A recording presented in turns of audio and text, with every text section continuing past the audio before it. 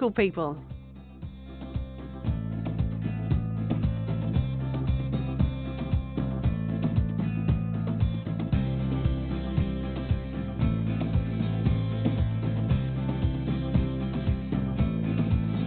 Want to get involved in your community?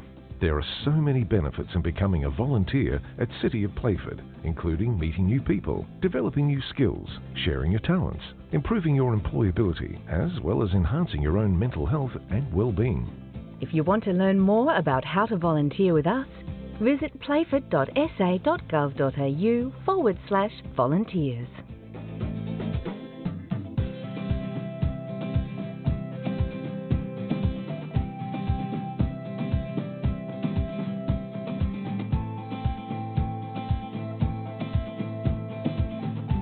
Feedback about our city's future from our community is really important. It helps us prioritise your needs when planning services, projects and other initiatives.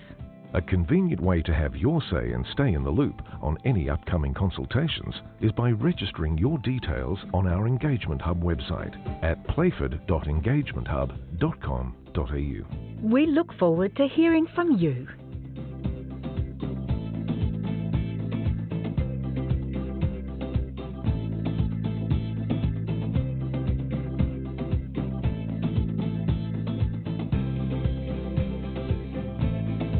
Have you visited the Stratton Centre on Peachy Road, Manapara?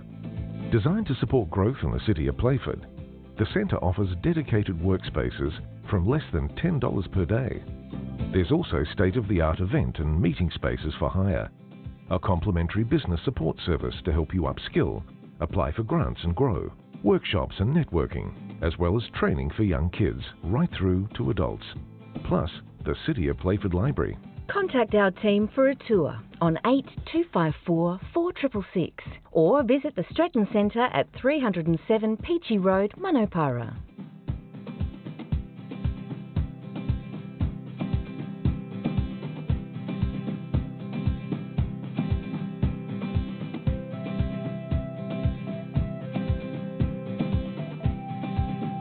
Support your local theatre and arts industry and enjoy a show at the Shedley.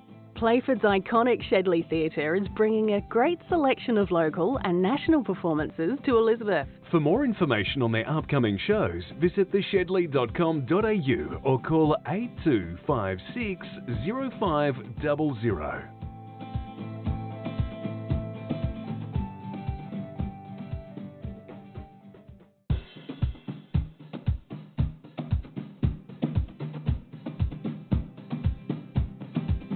Did you know your food scraps should go in the green bin or a home compost system? It's better for the environment. It's the right thing to do. And it's easy.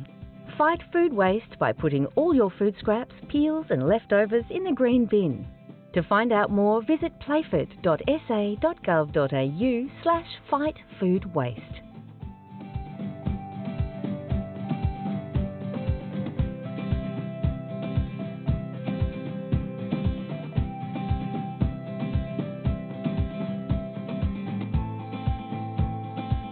Want to know what's happening in the community? Subscribe to our e-newsletter, Playford News, at playford.sa.gov.au and you'll be on top of stories, news and what's happening in Playford.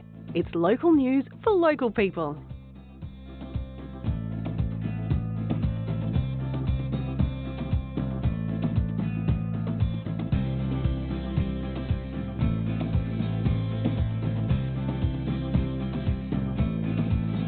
Want to get involved in your community? There are so many benefits in becoming a volunteer at City of Playford, including meeting new people, developing new skills, sharing your talents, improving your employability, as well as enhancing your own mental health and well-being. If you want to learn more about how to volunteer with us, visit playford.sa.gov.au/volunteers.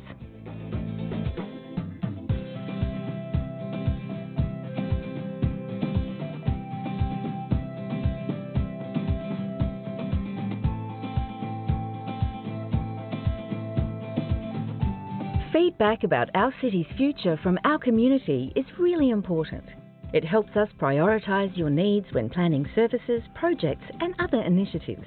A convenient way to have your say and stay in the loop on any upcoming consultations is by registering your details on our Engagement Hub website at playford.engagementhub.com.au. We look forward to hearing from you.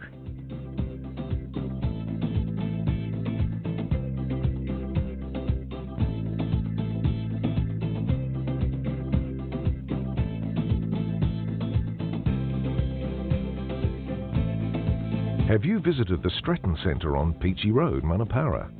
Designed to support growth in the city of Playford, the centre offers dedicated workspaces from less than $10 per day. There's also state-of-the-art event and meeting spaces for hire, a complimentary business support service to help you upskill, apply for grants and grow, workshops and networking, as well as training for young kids right through to adults, plus the City of Playford Library.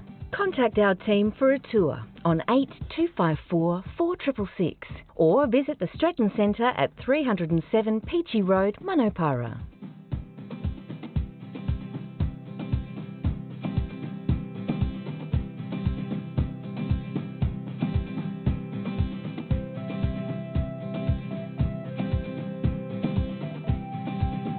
Support your local theatre and arts industry and enjoy a show at the Shedley. Playford's iconic Shedley Theatre is bringing a great selection of local and national performances to Elizabeth. For more information on their upcoming shows, visit theshedley.com.au or call 8256 0500.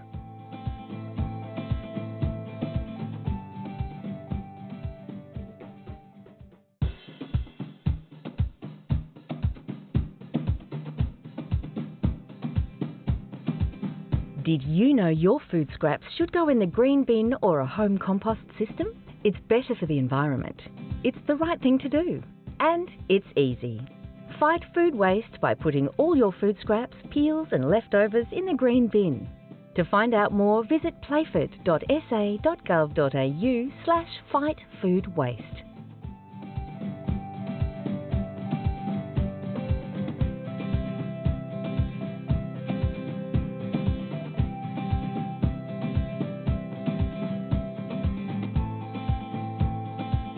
Want to know what's happening in the community? Subscribe to our e-newsletter, Playford News, at playford.sa.gov.au and you'll be on top of stories, news and what's happening in Playford.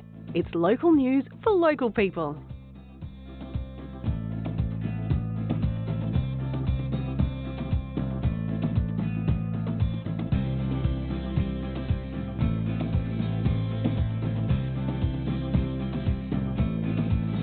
Want to get involved in your community?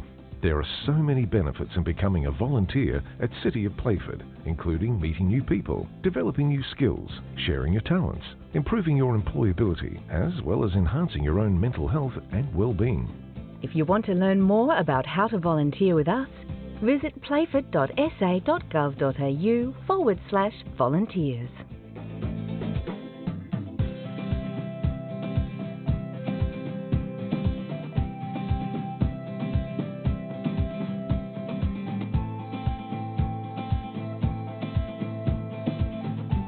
Feedback about our city's future from our community is really important.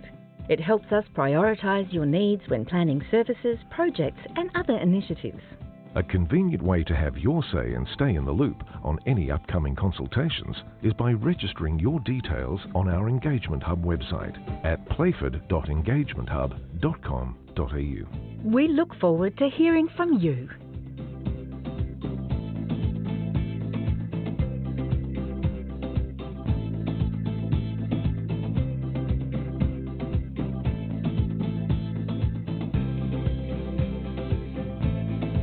Have you visited the Stretton Centre on Peachy Road, Manapara? Designed to support growth in the city of Playford, the centre offers dedicated workspaces from less than $10 per day.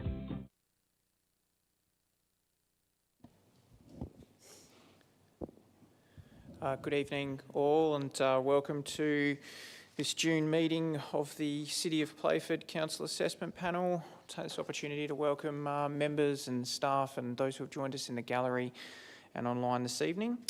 I'll shortly get to some introductions, but I'll just start by reading our acknowledgement of country. We would like to acknowledge that this land we meet on today is the traditional land of the Kaurna people and that we respect their spiritual relationship with their country. The City of Playford would also like to pay respects to elders past, present and emerging. Now, as we do have a gallery with us this evening, I'll just start by introducing the members of the panel to you. We do have a couple of apologies that I'll get to shortly. So the members of the panel that are here to my right, just down the front there, is Paul Micken, and to my left is Aaron Curtis. My name's Jeff Parsons, I'm the presiding member. And we are ably assisted by a number of members of Council's administration with us tonight. We have Matt as Senior Manager, Development Services. We have Leif, our Assessment Manager, Helen, who's helping on IT, Sky, who's assisting with governance, and Muda and Anthony, two of our planning officers. A very warm welcome to Anthony, who's joined us from the Light Regional Council. So congratulations, Anthony, on your appointment and welcome. And also we have to unfortunately say farewell to Muda, who's shifting off to Victoria. So it's certainly our state's loss, Muda. So thanks for all of your effort and input to the panel so far. So good evening to everyone. We just have a few administrative items we need to get through, and then we will get to our main item for consideration this evening. So members, in terms of apologies, we have an apology from Adam Squires, who's declared an interest in respect of the item before us this evening. And we also have an apology from Councillor Misty Norris, who's unfortunately stuck in traffic, so I don't think she's going to make the meeting timeframe tonight. The confirmation of the minutes. The last meeting was held on the 16th of April 2026. All members have received a copy of the minutes. Are there any questions in relation to the minutes? No? In that case, I'm looking for a mover that they be adopted, please. Thanks, Paul. Paul's moving. Is there a seconder? Aaron, thank you. All those in favour, please raise your hand. And it's carried unanimously. Applications withdrawn tonight is nil. Does any member have a declaration of interest with respect to the item before us this evening? No. Okay, so this does bring us to our main item for consideration. So this is an application for conventional land division, creating 4 allotments from 1, and the construction of 12 residential flat buildings comprising 45 dwellings for the purposes of supported accommodation with some earthworks and tree damaging activity, located at Lot 202 Lego Road in Buckland Park in the open space and rural horticulture zones. I'm sure we'll hear a little bit more about that in a minute for our assessment purposes. Was performance assessed and publicly notified, and the recommendation is to refuse consent. Muda, do you have anything you'd like to take us through as an introduction, please? Thanks, Jeff.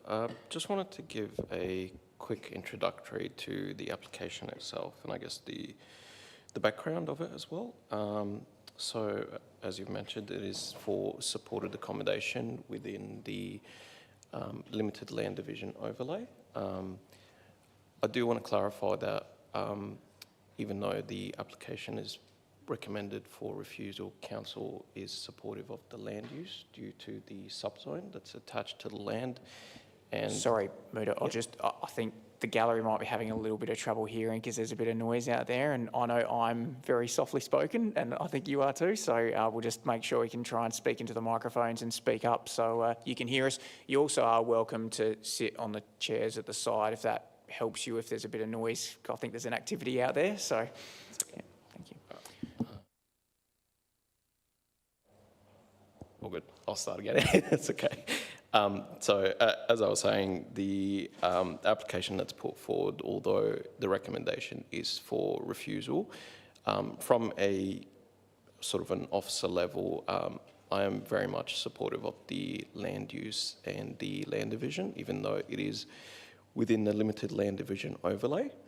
There is a subzone that speaks to this supported accommodation land use, and the applicant has provided, at least in my opinion, sufficient information in regards to the land division within the limited land division overlay. The reason for refusal, as put forward in the report and the, I guess the attached documentation, is essentially related to the hazards flooding overlay that applies to the wider context and the land itself. I did want to just acknowledge a couple of things. Unfortunately, I will acknowledge from council's side, the issue in regards to the hazards flooding overlay was raised quite late in the assessment process as part of the CAP reporting and review process. As part of that, we've sort of looked back at the planning report, which unfortunately didn't make mention to those overlays. And as you guys see from the additional attachment from Tom Game, I think maybe the reasoning was around the spatial application within the SAPA system as well. Just in regards to that, I guess from council's perspective, although from a spatial application aspect, the overlay only applies to a section of the land itself, it is quite over the access roads that provide access to the actual development itself, which is why council's sort of concern is with the application. The other aspect I sort of wanted to clarify that may have been added to the report as an error is one of the reasons for recommendation is a desired outcome. It's actually not required because the POs are the essential reasoning for the refusal itself. One of the aspects that the applicant provided was the flood emergency and access and evacuation plan, which I will acknowledge it does quite a lot of good work in terms of what an evacuation plan is. The issue with the evacuation plan relates to the PO that's referenced in one of the reasons for refusal in regards to the access of emergency vehicles during the 1% AEP flood event. I think it's important to acknowledge that although the evacuation plan has monitoring procedures to the sort of the staffing that would be there as part of the supported accommodation, it does also have a secondary isolation contingency if that isn't enabled within the, I think the evacuation plan talks about 12 to 20 hours prior to the flood event about activating the evacuation protocol. From my side as an officer, that does raise a bit of concern in regards to, again, how the land is actually getting access by emergency vehicles, noting that the external access roads in some areas have a flood depth ranging from 0.25 metres to around 1.5 metre in flood depth. And from my experience, you know, the good spot is that sort of 0.25 to 0.3 metres for emergency vehicles to be able to enter. More to do with sort of ambulance vehicles, less to do with fire, because that's a bit different in this situation. One of the aspects that's sort of been put forward in both the evacuation plan and the additional documentation speaks to emergency vehicle access being through adjoining land in the master plan neighbourhood zone. Just looking at that, that would be the Riverlea development. One of the things that we have to remember is Riverlea is an existing construction site that has a lot of construction vehicles there. It also has fencing in terms of their actual earthworks and a lot of the obligations for that master plan kind of community that's happening as well. I think it's probably, for me, it's a bit of a stretch to say something like that, unfortunately, because one of the aspects as well for Riverlea that the applicant has put forward fairly in terms of the works that will have to be done as part of the ultimate drainage channel for Riverlea is to minimise the impact on these access roads. Now, unfortunately, the big thing with these master plan neighbourhoods is that the timing of that drainage channel is very uncertain. So I can't give assurance to any sort of vulnerable people that would be at the supported accommodation when Walker Corp will be actually finalising that channel, and also I guess how much that channel will actually minimise the flooding impact to the access roads. From the flooding strategy and the conversation with our internal engineer that works on Riverlea, he does believe that there will still be additional external infrastructure that will be required for these access roads. So I just wanted to paint that picture to the panel, and I do, like I said, I do acknowledge that a lot of this stuff has been raised late in the assessment piece, which is not ideal for any applicant.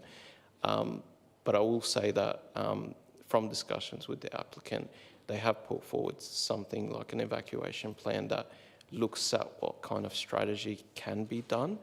And I'm happy to take on any questions that come up from the panel. Thank you. Thank you, Muda, for that comprehensive introduction. I appreciate that.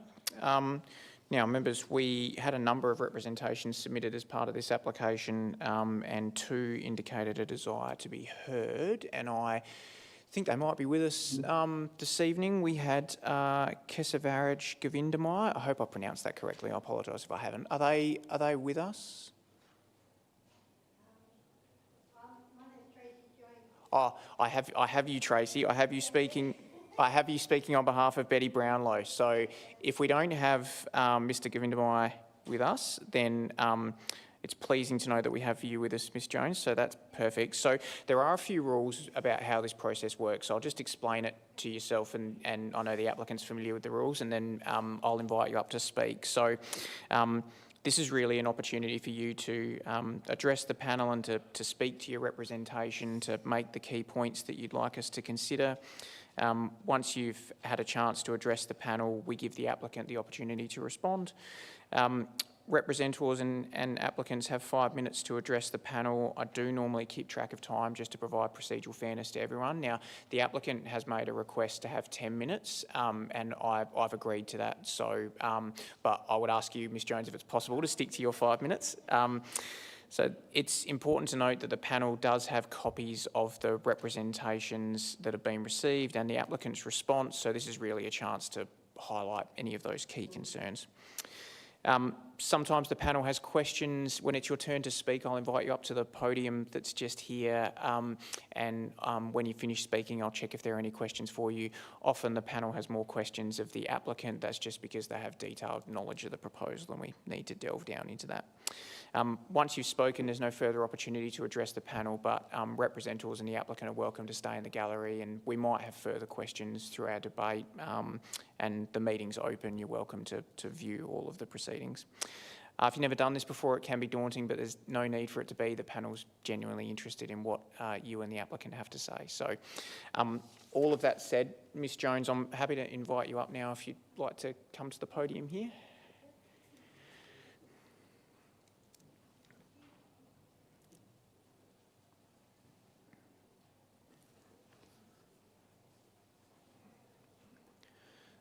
I think we've just switched on the lectern for you there, so you're ready when you are. Do I just speak or press something? Just speak. It's all ready. Hello, my name's Tracy Jones. I'm a parent of Matthew Jones, my son who has autism. Excuse me, I've got no teeth. I hope you can understand me. He attended Windermere straight from school, so it's been about 8 years that he's been involved at Windermere.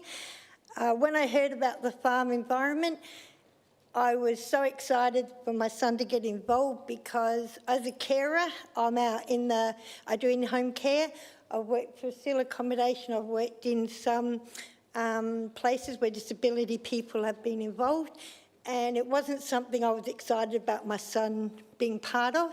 So when I heard about the farm, where it can be large spaces, relaxing animals, it was something that I was very excited about. About 18 months ago, I got the opportunity for my son to actually move on to the farm and be a resident at the farm. As a 60-year-old, it's a concern about where your child's going to end up. Excuse me if I get emotional. And you worry about things like agency staff coming on and people that might not know my son, might not have his best interest at heart, and you've got to put your vulnerable child in the hands of other people. When it became a part at the farm, it was exciting because my son had been going there. They knew his behaviours, they knew his triggers, they were able to stop any behaviours if it needed to be, support him in ways that, as a parent, when you're working, you don't have the time to train them. At the farm, it's not just a day facility, they're actually good at training people for independence. And my son's learned so much being there. He's learned to paint, and none of us paint, so I don't know where he got that talent from. They've taught him to make Milo himself and things like that, so I can't sing the praises enough. But it's also a case of being on the farm. I know he can't just walk out and get hit by a car. I know he can't just catch a bus and end up at the beach or in town, and nobody knows where he is. When he's on the farm, I know he's safe. And I said, as a parent, that is massive. You can't get that from a lot of places. The second most important thing is the day staff is also the night staff. They don't have any agency staff. That is music to my ears, because as a carer and working for agencies, if you work with people with disability, and you're a stranger, they don't relate to you. You don't know their tics, you don't know how to approach them, and that poor person with disability is going to act up because they don't know you as a carer. On the farm, the day staff are also the carers that work in the seal houses, and it means that your child is looked after by someone that knows them, and they're safe there. So that's the most important thing to say. His life has changed so much, as has too. I recently had 2 knee replacements and I've had my teeth removed. But I know that he was safe. He's being looked after by people that love him and care for him, and I haven't had to worry, oh, I'm in hospital, who's going to look after my son? So that was also an important thing. The staff there are absolutely incredible. I cannot raise my hat enough. The patience they take, the care that they give is absolutely, and as you know, Ted's been doing this for such a long time, and Mike, that the place is run, all the protocols are in place. I did aged care for 26 years and I've worked in different places. The protocols that they have in place cover everything, and I feel so safe to know that in any situation, he will be looked after to the best of their ability. And I also have a phone number, so if I need to get in touch with staff, if I need to talk to my son, there's never a time that I can't communicate with him. Visit, I know how to access the farm, I can go visit, and they're always welcoming as well, you know. To have this many houses built and to have so many people in care, it is such a relief for parents to know that their child is safe. I've worked in I've worked in seal places, and I've seen some things I really wouldn't wish on vulnerable people, but not every carer are there for the right reason, and I think that is very sad for some people, but to know that these people have somewhere that and they're not just wandering. They can wander on the farm, they're safe. They're not going to wander down the street, they're not going to wander. There's animals they can talk to. If they're having time where they need to de-stress, there's places on the farm they can go and they can feel safe. So they're not just out in the backyard or stuck behind a fence. It's actually a very calming place to be. So that's also a wonderful thing. And it gives us a greater chance to just feel calm and know that our kids are being looked after to the best when we are no longer able to do it ourselves, and you've got to pass that torch on to someone else. It's one of the scariest things in the world. But to know that you are passing them on to somewhere safe, somewhere that's looked after, somewhere that they can't just escape out and there's no protocols or anything in place, is something that is very important to me as a parent. Okay? And I can only imagine what it would enrich the lives of other participants that can also use these accommodations. All right, any questions? Thank you, That's Tracy. it? Yeah, I'll just get you to stay there. Then, do you have any questions, members, you'd like to ask? No? No, in that case, thank you very much. Thank We you really so appreciate much. your presentation. Thank you. Now, understand we have representatives of the applicant with us. I assume Grazio, Tom, Matilda, one or all of you might want to come forward.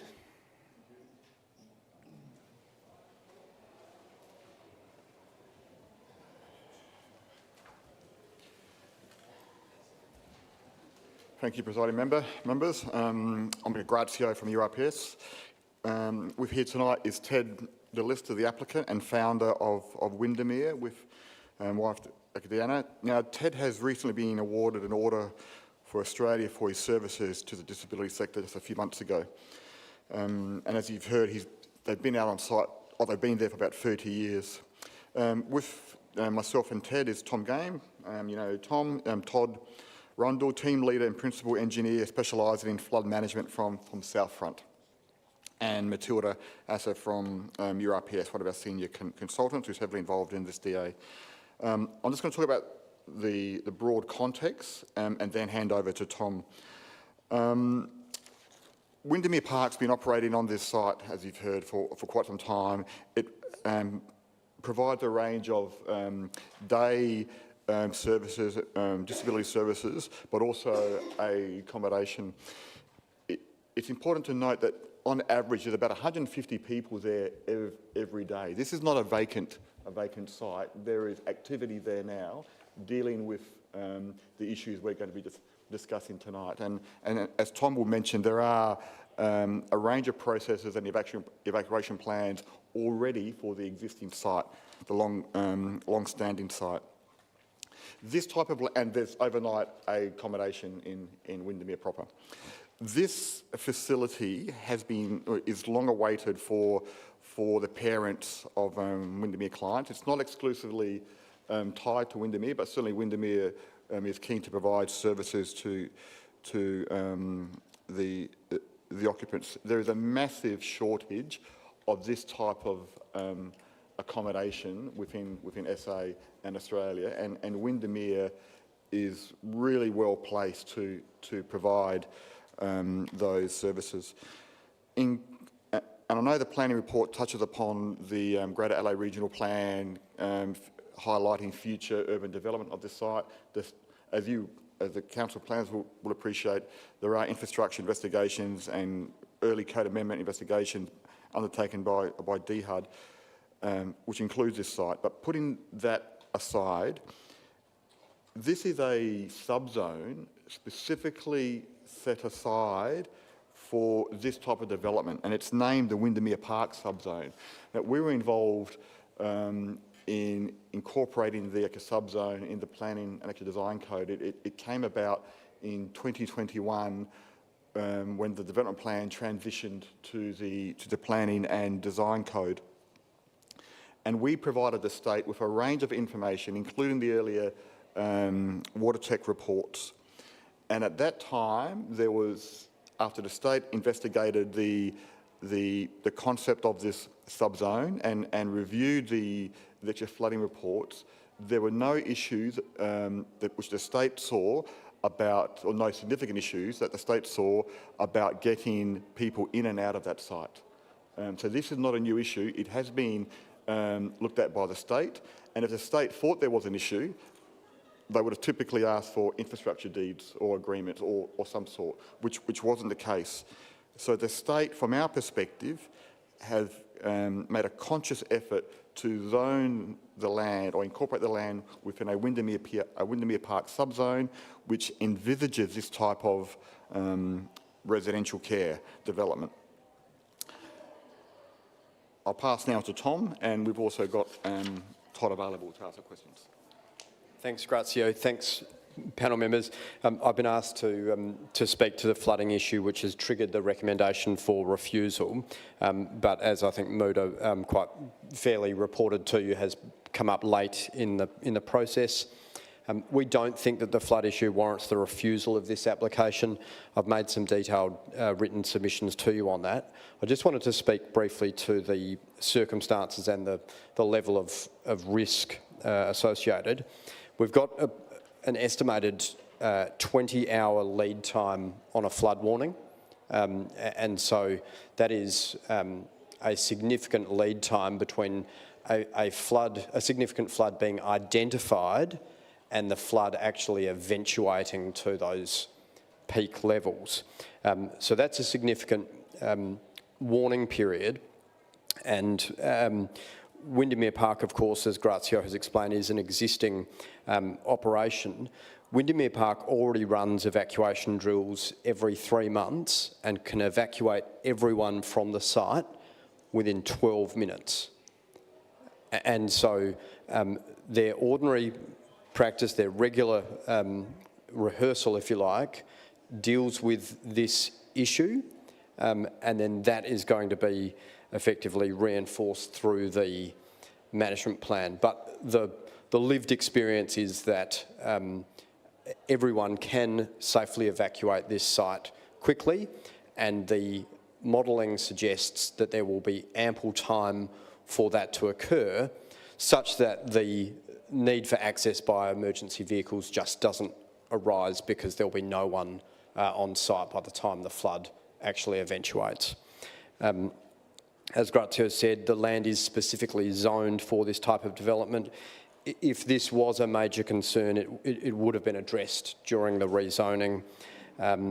As I've said, we have the management plan which details the processes to be incorporated, and what we would anticipate if you're minded to approve the application is that the management plan would form part of the conditions of approval. And because this is not just a land division approval, because it has built form and land use elements, that condition would continue to run with the land, and so would apply to anyone taking the benefit of this approval, and I would say would be a valid and enforceable approval. Todd Rundle from Southfront is here and can speak to the emergency management plan further. We have then considered, okay, well, if there is a scenario where people haven't been evacuated and the flood levels do eventuate, is there still the ability to access the site? And interestingly, the code and the performance outcomes don't speak to access via public roads. They just speak to accessing the site. And what's clear to us from the flood mapping is that there is actually a clear pathway through the adjacent land, through the Riverlea site, which at the moment is essentially a vacant paddock. That area, a small section of it would experience flooding to 0.25 of a metre, but not making it unsafe for emergency vehicles. And in the event of an emergency vehicles, it is lawful for them to access private property. And I've experienced that recently with a sort of coastal property that's owned by my family, and we came down on the June long weekend to find that the SES had just got some bolt cutters and cut the padlock on the gate because they needed to get in to access someone who'd had a fall on a cliff. And so these things do happen. A fence is not going to necessarily stop access from occurring. Matilda from URPS did go to Riverlea on the weekend just to have a look at that area. There are already some constructed access roads within there and the site remains very open. So we think that there still is access. Obviously it's not ideal to take access through private land, but we're talking emergency situations. As we've said, the Riverlea development will permanently solve the flood issue. Concept Plan 14, which is incorporated into the code, does show a new distributor road and I think a collector road connecting to Legault Road, as well as significant stormwater management works. And I've just circulated a copy of that. Council staff may have more insight into the finer details of the plan, but certainly that appears to be the intention. The timing of these projects may well coincide. Of course, we don't have control over the Riverlea project, but we think there's about 2 years of work to occur before people would actually be occupying these residential flat buildings. So an approval today, the risk doesn't actually occur There won't be occupancy probably for another 2 years. And Riverlea is clearly a happening thing. There's a lot of activity on site. And it's also notable, panel members, that Riverlea will need to deliver its civil works before it actually creates its allotments. And so, if you like, Riverlea has to fix the problem early in the stage, whereas the risk for us only eventuates at the very end of our process. So we think there's a good chance that this will be addressed. We think it'd be unreasonable to require Windermere to fund other infrastructure upgrades in the meantime, or to delay approval of this project. So we say that the risk is sufficiently low, and that risk will diminish as time goes on, and really shouldn't be a basis to refuse the application today. But we're happy to respond to any questions the panel members may have. No, thank you. Appreciate those points, and I know we, unfortunately, we're in a position where I don't think, given it's a public meeting, we can close the doors. So thank you for speaking up. I know and I think all other panel members in the gallery heard you. So thank you for putting up with that. Members, do you have questions you'd like to pose to any of the representatives of the applicant? Yeah, Aaron, I'll start with you. Yeah, thanks through the chair. I do have a few questions, so I'll sort of work through them. And thanks, Tom and Grazia, for your address. In terms of the transition to the code, are you aware of what the zoning was under the development plan? So was there previously a zone that allowed for or supported the Windermere Park development, or was this very much a new zoning that was incorporated into the code? I'll let Grazia speak to that. Cheers. It was a rural type zone. I don't know the specific zone, but rural or rural horticultural zone. And the Windermere subzone was drafted for this site specifically. I'm not aware of any other subzone which has been tailored to this type of land use. Yeah. My recollection is that it came in before we transitioned over to the PDI Act. That's just my recollection. It's obviously been in the mix for a very long time, and I recall sort of seeing it some time ago. Yeah, thank you. Have you got any records? You talk about doing regular 3-monthly evacuation rehearsals. Have you got any records of events where the access has flooded over and you've actually had to evacuate? Is there any documentation for Windermere Park to that effect? The Ted DeLista might be able to speak to it further, but my instructions are that they have never had an issue with accessing the site. I'll just confirm with Michael, they can be produced. Yep. Okay. So there's possibly has been occurrences, but you'd have to check. Sorry, no, Yeah. So I think the question is, has vehicular access to the site ever been obstructed? Yeah. Come up.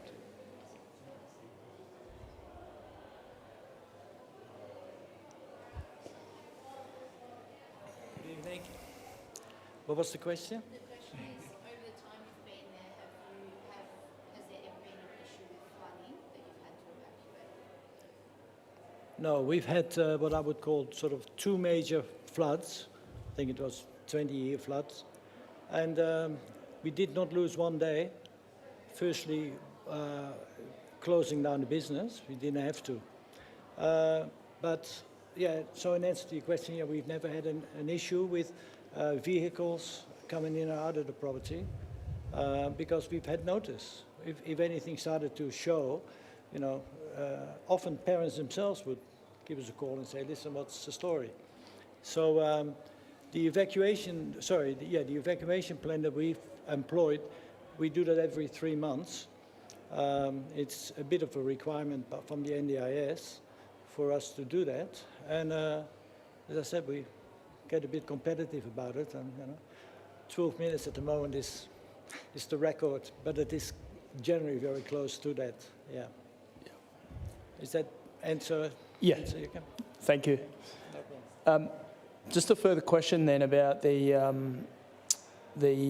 the crossing that is subject to the inundation. So it's been mentioned that in like a 1% AEP event that there would be up to potentially 1.5 metres of flood water over the access road. One of the matters that you would have seen in the report from MUDA is that there is, I guess, with any flood situation, sometimes you can get not necessarily a peak event that happens where you have sufficient warning, but you might get a heavy amount of rains over a period of time that isn't at a 1% event, but it's enough to inundate that crossing, and then it only then tips over to the point where it hits that sort of scaled event.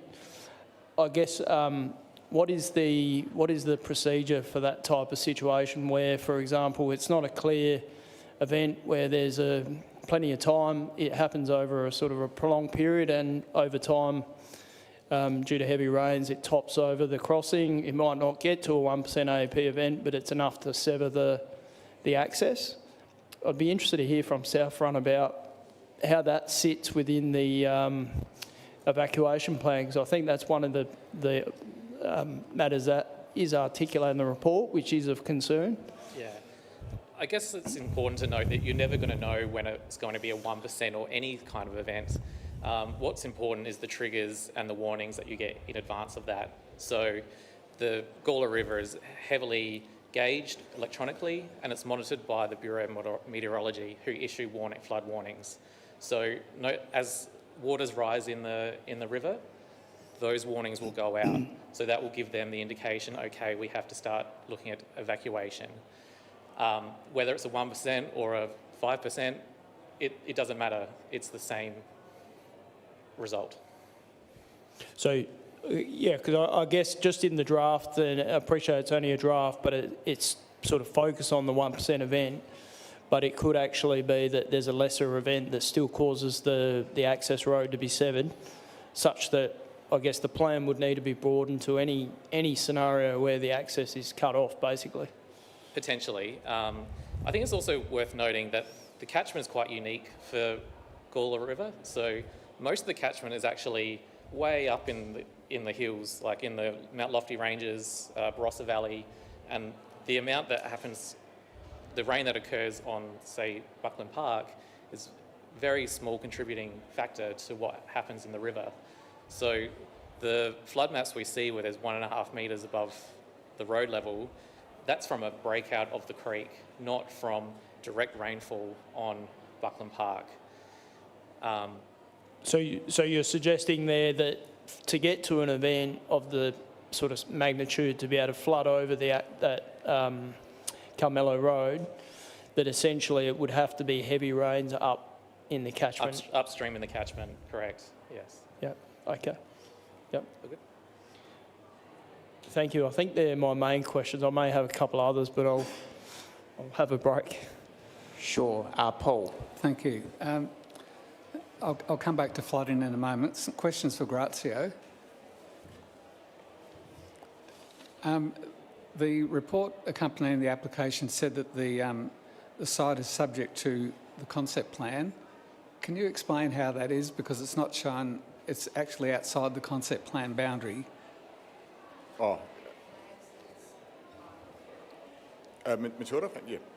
You don't mind? I think when you identify the site in SAPA, it triggers the concept plan, but it's not identified as a site within the concept plan. So that can be a common occurrence where you have sites part of the concept plan, but the concept plan itself then sets a boundary, and this falls outside. So we would have flagged it in addressing overlays in the similar way that you have overlays trigger, but that might be about only sort of trigger for a certain part of this allotment. Yeah. Yep. So we agree it's on the boundary of that concept plan, not within the concept Not within, plan. yeah. Okay, sort of partly related to that, I know often developments aren't constructed in 100% in accordance with the concept plan, but I note that along the western boundary of the Riverlea development it's designated as channel/creek system. would that not impede access to the subject site if it's constructed in accordance with the concept plan? It would, except that by the time that's constructed, you would also have the road, so that essentially you can see there in the sort of pinky purple, you've got the distributor road, and that connects up to Legault Road, and then there's also a collector road that connects up. Okay, I understand. Thank you.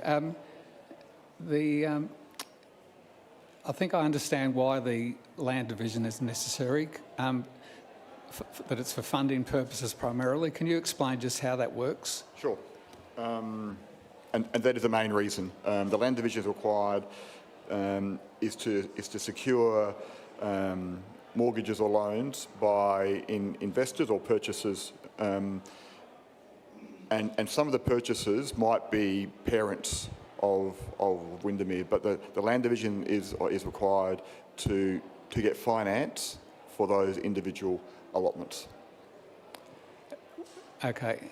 And of course, this is a unique situation, but would you envisage that there could be, I guess, an appetite to further subdivide that land once into, say, community titles, community allotments? Because you mentioned about a parent might invest in it, but they'd be investing in 14 Correct. It could be a parent, or it could be a not-for-profit group. We haven't envisaged any further land division of that site. It hasn't been discussed by, and there's not enough room for it either. We won't be able to comply with policies, wastewater policies. Yeah. And I'd imagine that would create a lot of management challenges as well. Sorry, Paul. That would lead to a lot of management issues as well. Yep, it's certainly not been envisaged, and we're happy to receive, if that's an issue, we're happy to condition that up, because it's not on the cards at all. Okay. And it's not required. Yep. Coming back to flooding, can you just clarify, you mentioned before that there's, approximately 150 persons there every day? Yep. And are they, many of those of what would be classed as vulnerable persons? Yes. Yes, most of them are. And can you confirm, do they currently use the same access that these units are proposed to use? Yes. So one could argue that the site's already at variance with the flood overlay in terms of the access for people with vulnerable. Yep. Thank you. Thank you.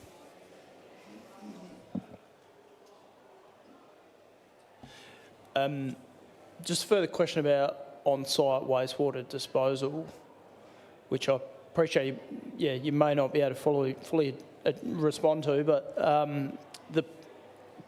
there's some plans shown which indicate on-site wastewater disposal areas due to the site not being, on sewer.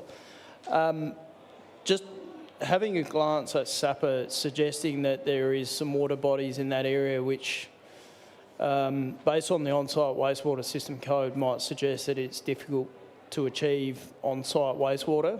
And even though I appreciate the assessment report does indicate Council's environmental health staff are somewhat comfortable, if these areas aren't suitable for on-site wastewater, I guess my question is, what would be proposed in that instance? Because the allotment configuration it is subject to limited area of the site. I guess where I was going with it would be, is there other areas of the site that are outside of those allotments that may need to be set aside for wastewater disposal?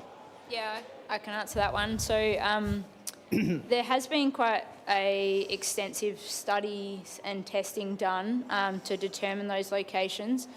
Initially, too, I'd mention that while SAPA and other spatial programs identify to the north as a wetland, it's a man-made basin. It stores water from Bolivar, and it was constructed by TED 20 years ago.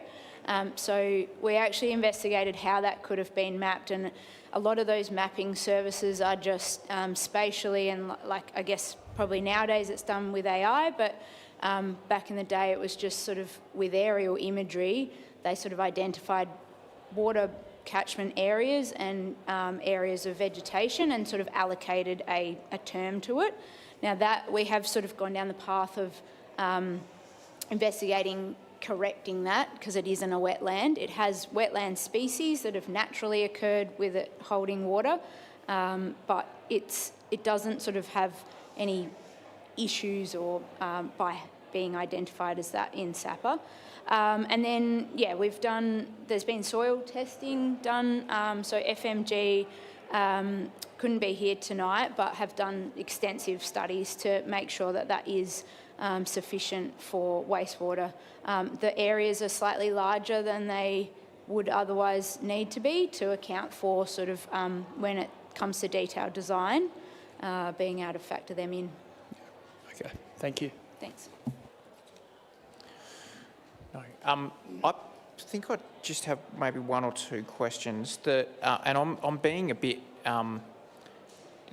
Well, this might be more a question for the council staff, but often development can change the nature of flows through an area, and I wanted to know whether there'd been any consideration given, in most circumstances, development will improve the nature of stormwater and flows, but given that there's a significant urban area being developed next door, is there any modelling that's been done to sort of confirm that that's not going to, I guess, worsen the flooding impacts in this location? Was that taken into account by Southfront or anything in that regard? We did ask for that information from council because, yeah, there has been significant earthworks. Being on site on Sunday after, the rain event that was on Saturday, roads were dry, but at that corner of Tippett's Bridge Road and Lego Road, there's a huge basin that's been constructed, and it begs the question, how has that development influenced these flows and that direction? As far as our information, we're not aware of that being modelled to that detail at this stage, but council may be able to answer. Okay, thank you. And then I know it just touches on a question that Aaron had before. Sorry, that's all right. No, all good. I just recalling that the TMK plans, I think, had modelled a post-development scenario, which might have been a post-Rivoli development scenario. I'd have to check that, though. Thank you.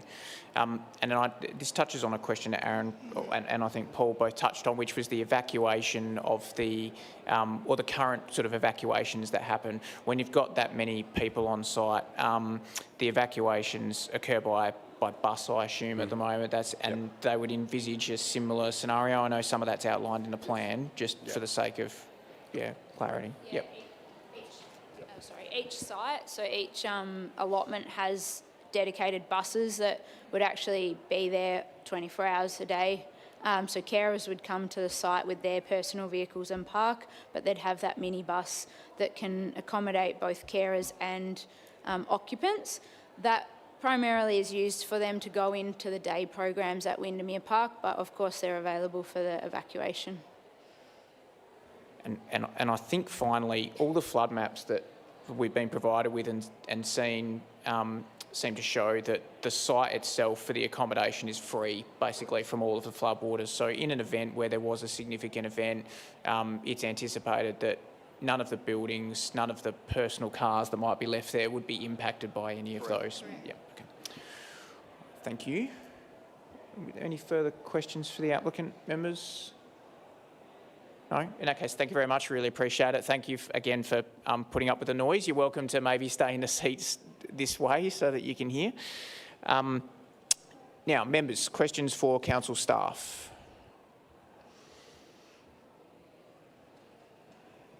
Do we have any? If not, we can return to that. What I might do then, I'll ask members for your views in respect of this proposal. We obviously have a thorough report before us. We have been provided with extensive information from the applicant and all of the representatives, and the recommendation is that planning consent is refused, primarily due to the flooding risk. What are your views in respect of this matter? Paul. Yeah. Okay. Firstly, commend the applicant on the extensive investigations that they've undertaken, and also thank the representatives for their comments and well, general support, as I can see. I'll start by just saying that I support the development, and I'll explain why. I think the fact that this site has been put into a subzone, recognised by a subzone, is quite important. It not only indicates to me that some of the policies for land division and additional dwellings don't necessarily apply to this site. And I think even though it may not be cleanly done in the code, I think the fact that this isn't a subzone which envisages additional supported accommodation, I think it's a flow on from that is that there may be land division and obviously additional dwellings in order to provide that additional supported accommodation. Potentially, arguably, I'll go back a step. I think in terms of the land division and the dwellings, I'm not concerned that neither of those are going to impact on the primary production capacity. The efforts have been made to locate the supported accommodation away from the existing horticultural enterprise, and I imagine that is obviously so it doesn't impact on the financial viability of that plantation, which I expect would provide a substantial income to the operators. And it's to be located on area that has been demonstrated to us through the agronomist report that has soil constraints in terms of salinity. It's also, its configuration makes it very limited, has a limited potential for primary production. So I think those comments apply both to land division as well as the additional new dwellings. I'm satisfied, although there wasn't a lot of detail from the relating to wastewater management. The report was probably a little light on there, the officer report, but safe to say that the environmental health officers have no concerns, and that subject to approval being given, that the site can be suitably managed for wastewater. Extensive work and comments in relation to stormwater and so on, which then brings us to flooding. I think it was quite important to hear tonight that about the number of people who are currently on the site, and to me that those people are already vulnerable, not only vulnerable in their maybe disability sense, but also vulnerable in the sense of of what the overlay envisages as being potentially stranded. And I think to me it would be unreasonable to allow increase in the number of persons on the site, albeit it's about a third.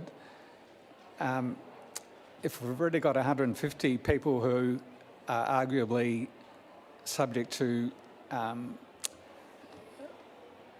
limited, maybe stranded by flood, adding another 45 or so is, to me, not a major issue. And I take have a lot of regard to the infrequent nature of that flooding. Yes, it's 1%, but that could, I accept that could occur in consecutive years, but it's still infrequent in a land use sense. We've heard information that the operators have about 20 hours of advance warning, which to me provides sufficient lead time, and they would be out within, well before that the flood eventuates. But all that may be irrelevant if there's alternative access available via the other land, particularly through Riverlea. So they're probably all my comments. I reckon I don't support the recommendation. No, thank you. Thank you for those detailed comments. Aaron.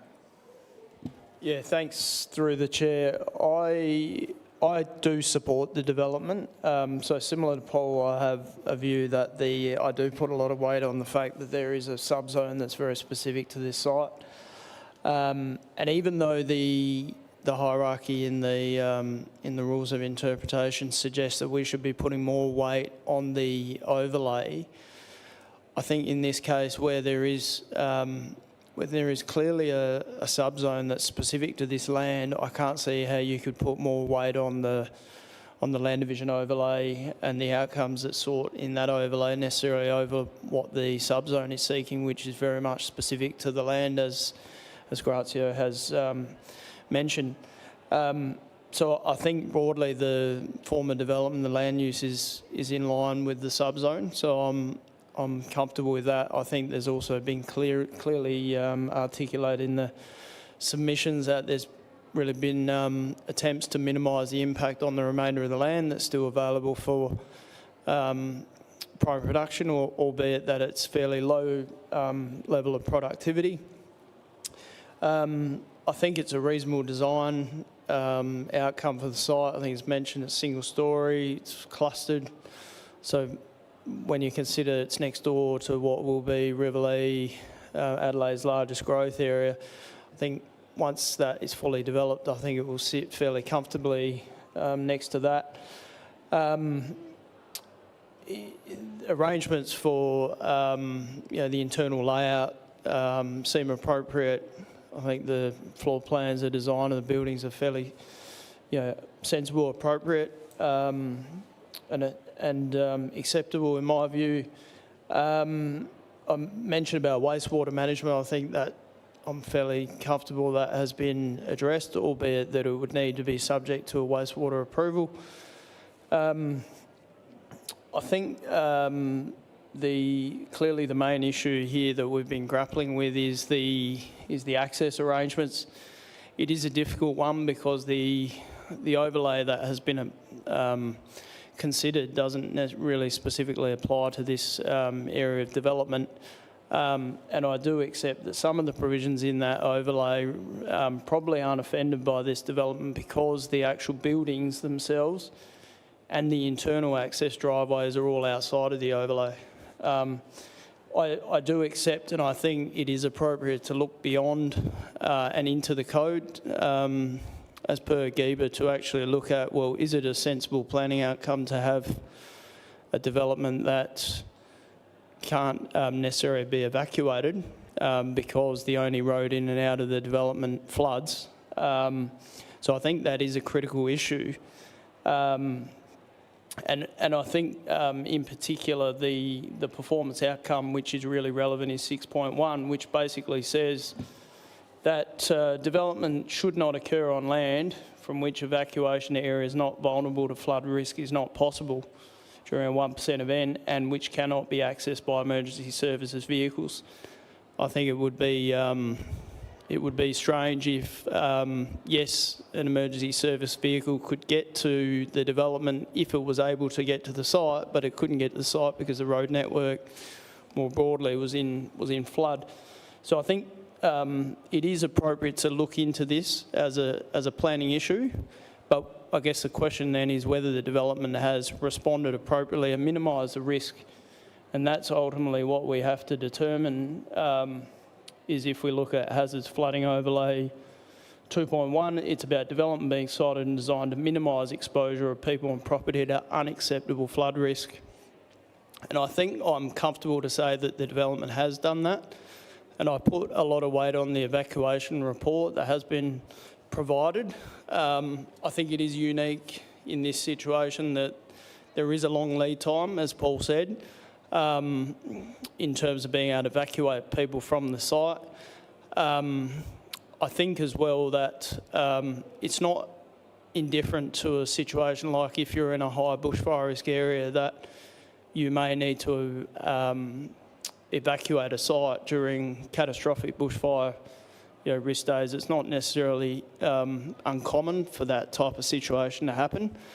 I just think it comes down to the success of that evacuation plan and how well drilled the procedures are, and ultimately that falls on the applicant to do that. I think one of my comments, and it was suggested by South Run, is that the evacuation plan needs to really be considered and applied for any situation when that access road is in flood, sort of beyond which it can be accessed. So that might be I don't know, it might be a 10% event. I'm not sure. It would be larger event than or smaller than a 1% AEP event. So I think that's a critical issue as well. So look, broadly, I support the development, subject obviously to review of appropriate reserve matters and conditions. Thanks. Thank you. And I might just suggest to the staff that we've already had a majority of members say they're in support, so it would be appropriate to have some recommended conditions for us to look at momentarily, please. I've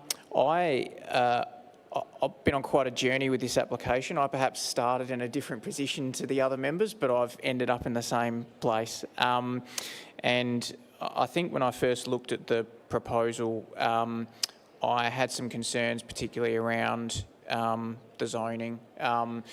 Bearing in mind the hierarchy in the code, overlays take precedent, and when you look at the provisions around limited land division and limited dwelling, the proposal just doesn't comply. But when you look more broadly at, and as we've heard tonight, around the subzone, the creation of it, you look at the existing land use and what's been developed over a period of time, you look at the changing nature of the locality and what that area is going to look like in the future, which I accept is subject to various other factors, but all of those things have perhaps led me to believe that, or to place less weight on the overlay provisions than I perhaps otherwise would. So it's been a journey to get there, but I can understand the rationale, and I can understand the planning merit. I won't necessarily go into detail around the other aspects like built form and design and all of those other matters, because I think they have been covered off on well in the staff report, and I agree with the conclusions that are drawn in the staff report around that.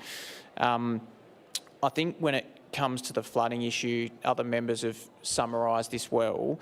I think if the buildings were to be inundated to any extent, I would probably have a very different view than I have now. But I think those areas are free of flood risk, and really our decisions come down to the access arrangements and the level of impact.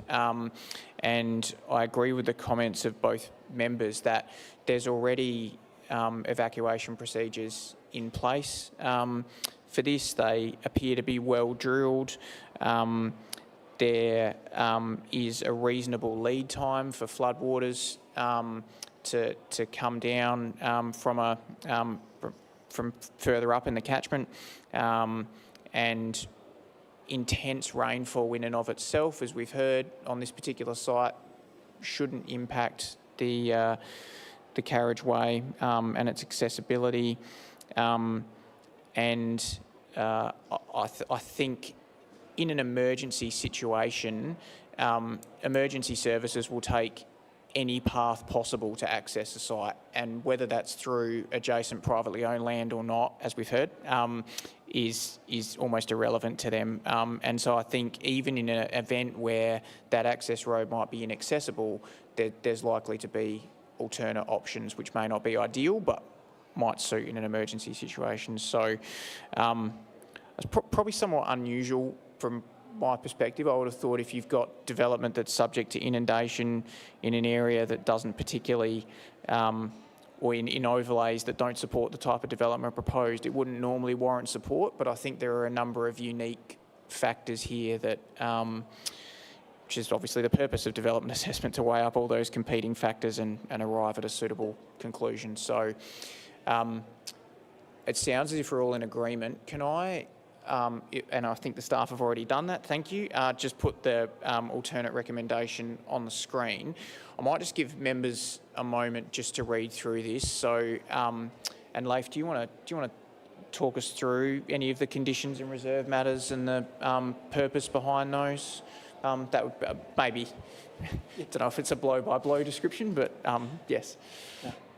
Thank you. Through the chair, happy to do. I guess part of we've provided this alternative recommendation for you to review. It has two reserve matters, one for on-site wastewater disposal requiring approval, and also a landscaping plan just to be confirmed, both of which we think are reasonable prior to issuing development approval and is a standard approach for development applications. Regarding the remaining conditions, I'll probably draw attention, the first few are relatively standard, not wanting to discount them, but they are relatively standard for what we generally require.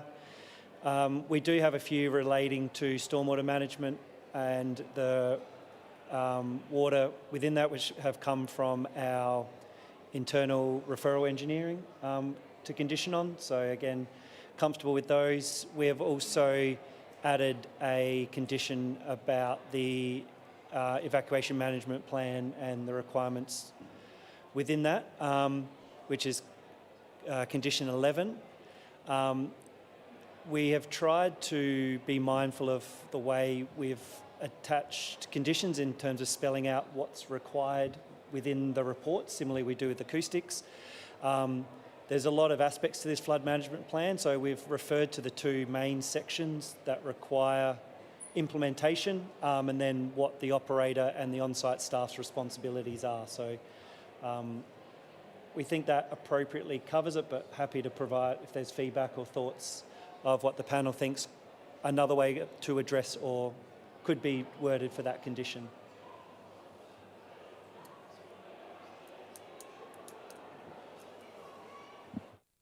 Could we just see condition 12 now, Sky, please?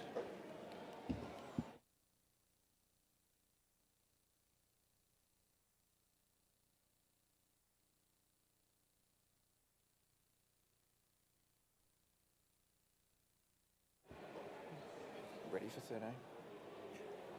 And now 13, please.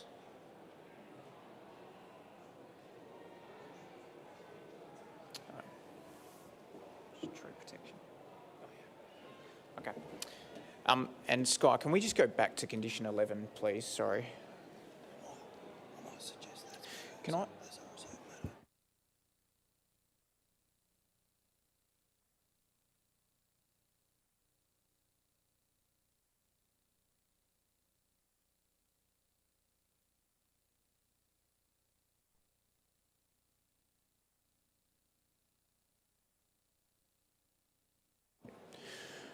All right, members, I think we've had a chance to read those conditions now, and I think the applicant is also getting an opportunity to go through them, so that's beneficial. Do we have any questions? Oh, Paul, sorry.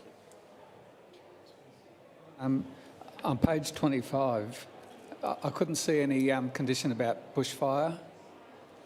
Page 25, the report indicates it should CAP consider issuing planning consent. Conditions of approval should be recommended. So I think we need those conditions, but also the question would be, given that there's going to be 3 separate allotments, potentially in 3 separate ownerships, should those conditions apply to each lot as opposed to the whole development, if that makes sense? Happy to answer that one. We can draft an additional condition for the bushfire one now. We'll get on to that. In terms of, I guess this approval will sit with the land, so we'll sit with the titles that then get created, and the land use for those allotments will have to abide by these conditions, so we think it appropriately covers it. One we just did discuss then, and we feel it may be warranted, is having a reserve matter or otherwise which requires an easement to be put on the land division, because these allotments are discharging into a separate allotment, and that's not adequately shown on the plans as such. So I think that would need to be something for the panel to consider and ensure, especially as we heard tonight that these may be in different ownership in future, that easement and ongoing reliance is maintained. Yeah, thank you. I was seeing some nods from the applicant in that regard too. So I think if we can have a condition around the easement and the bushfire matters. Aaron. Just through the chair, so is the panel considering land division consent as well, or is that as a separate, that's a separate consent?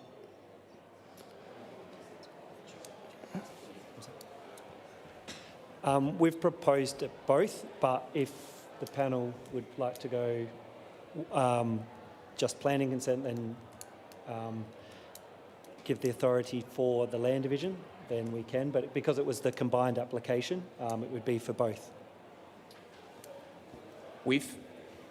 In one of my other lives, we've had some advice around this, that the panel's not the authority for land division consent normally.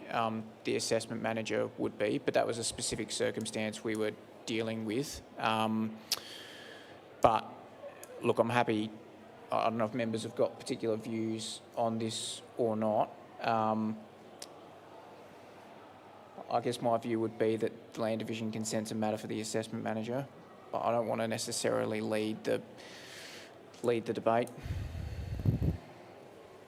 Yeah, well, I guess the other alternative is that the panel could, I mean, if the panel's the authority, could delegate to the assessment manager to grant or to make that decision separately, perhaps. My other, just a couple of comments. Are we able to have a condition relating to the wastewater? Typically, we've had that as a reserve matter and then as a condition to reinforce that that approved wastewater system needs to be in place prior to commencement of use?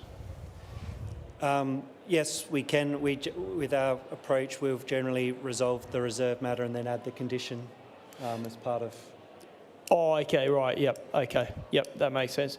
The other thing is... and I guess the reason that by resolving that reserve matter, it may imply it may need additional conditions or otherwise. Yep, no, I'm happy with that. My other comment is whether the evacuation, the condition relating to the evacuation management plan is actually better as a reserve matter. And I guess I'd just make that point earlier that whilst the policy itself talks about access being affected by a 1% event, we have heard that there could be lesser events, I guess, that still flood over that access, which effectively mean that the site has to be evacuated. So I guess my suggestion is whether there should be a broader view about whether that plan should apply to any event that where the essentially the site's not able to be accessed. And that may be better explored as a reserve matter rather than as a condition. Yeah, through the chair, I tend to agree, and I think we could draft a reserve matter which talks to an updated flood management plan, which could then, obviously the applicant's here to understand what we would want from that reserve matter, but a updated management plan which takes into account more frequent flood events and the evacuation requirements for them. I think that's a reasonable reserve matter we could draft. Yeah. All right, thank you. Well, if we can, we'll just ask everyone to bear with us and we'll just give the administration a moment to make some of those amendments and then we'll have a summary of the final position.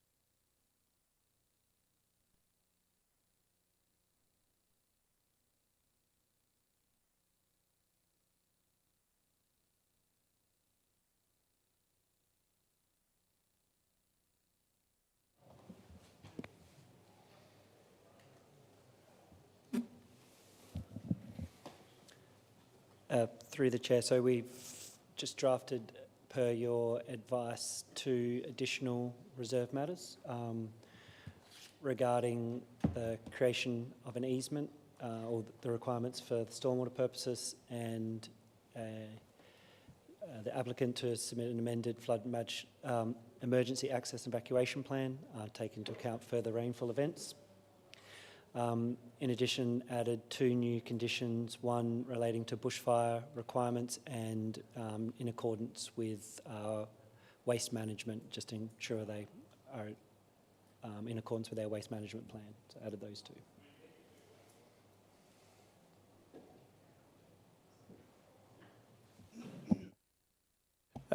Thanks, Leif.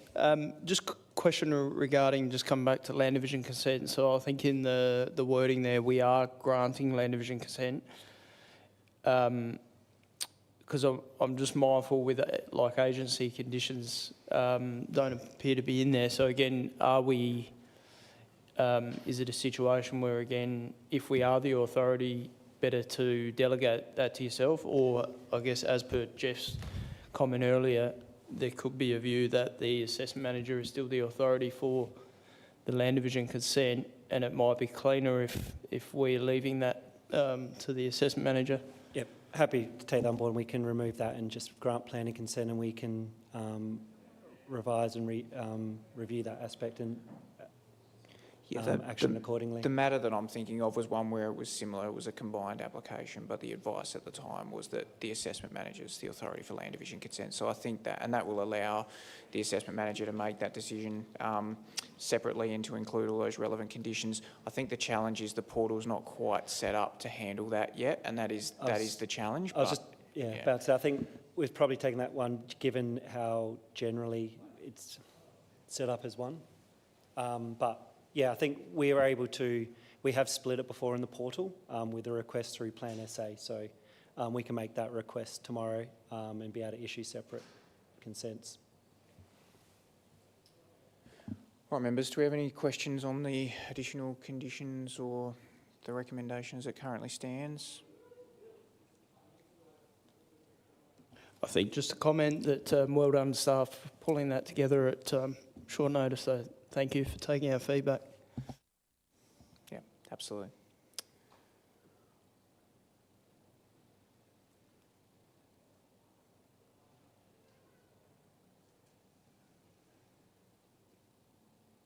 Yeah, keep that wording, because we are granting planning consent for the land division, just not land division consent.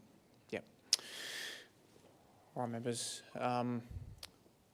You're happy to move the recommendation, Paul? Yep, thank you. Is there a seconder? Seconded, Aaron. Thank you. All those in favour, please raise your hand. And that's carried unanimously. So for the benefit of those who have joined us, it's nice that I don't have to shout anymore. For the benefit of those who have joined us, that application has been granted planning consent. Obviously, as we've heard, land division consent, development approval will still be required, as well as building consent.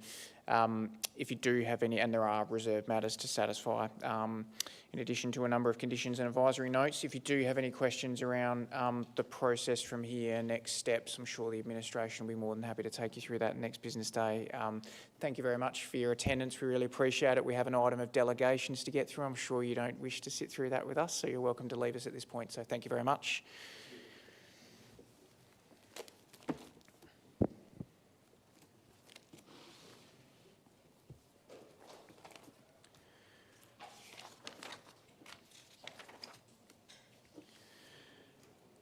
Now, members, just moving through our agenda, there are no applications with no persons to be heard, no Category 1 applications. There's nothing written on the agenda, but there's no appeal or deferred matter you'd like to take us through, Leif? No formal update at this stage, but hopefully by 1 or 2 soon, we should be able to provide a formal update. Sure. Thank you.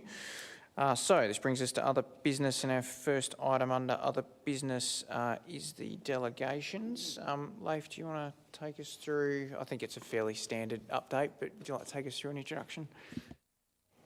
Through the chair, yeah, just that. It's quite a standard update, and from our recommendations from Norman Waterhouse per our update, so nothing out of the ordinary, I wouldn't have thought. No, thank you. And I've seen a few of these now. Paul, you're moving. Thank you. Is there a seconder? Aaron, thank you. All those in favour, please raise your hand. That's carried unanimously. Now, returning to other business, does any member have any item of other business they would like to raise? No. Well, I just want to say quickly what I said at the start, which is to obviously welcome Anthony, but also to farewell Muda. So I think it's South Australia's loss, as I said earlier. But we thank you for the service you provided to the panel, Muda, and to the organisation, and wish you all the very best for the shift. I do wonder whether their planning system is more complex than ours, but you'll find out in due course. Now, any other business from the staff? No? Okay. There are no confidential matters, and the policy discussion forum, no item of policy from panel members? No? Oh, yes, Aaron. I think Leif and staff are already across this, but I guess this proposal does raise some, that we consider tonight, some interesting considerations for the flood hazards code amendment that's currently out for consultation. I guess it raises those questions around, like, just because the site is calling up the overlay, that there needs to be a broader view around things like public access and around what does that actually mean if a site only has one way of getting in or out. And I think just some of the way these policies can be applied to development, so I think it's something that I've certainly taken on board for my role in my council, but I imagine you guys are also having a look at that from point of view of your council submission. So I think it's just worth noting for purpose of the current amendment that's under consultation. Through the Chair, thank you. Yeah, it is definitely worth noting. I think it's an interesting one of policy interpretation and how the code gets applied. Because if hypothetically this allotment didn't have the overlay at all, but every surrounding road did flood and was very susceptible to inundation, how would you move forward with that? So I think it's something to raise, and something I think as council staff will raise as part of the submission. Open to a discussion and open for if there's a more formalised discussion or position the panel would like to put forward. Otherwise, I'm happy for it just to be raised and we can implement that through our submission. Thank you. All right, members. Well, I'm happy to declare the meeting closed at 7:36 p.m. Thanks, members, for your attendance and debate on that item, and thank you to the administration. As Aaron said earlier, it's difficult to draft recommendations on the run, so thank you very much for your efforts and assistance this evening.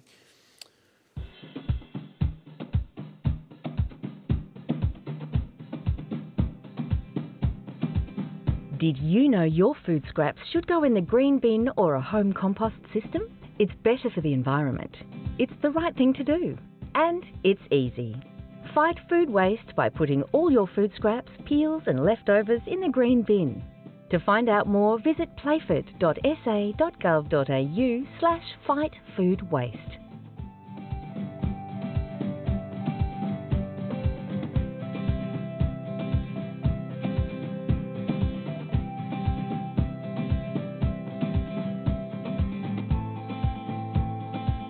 Want to know what's happening in the community? Subscribe to our e-newsletter, Playford News, at playford.sa.gov.au, and you'll be on top of stories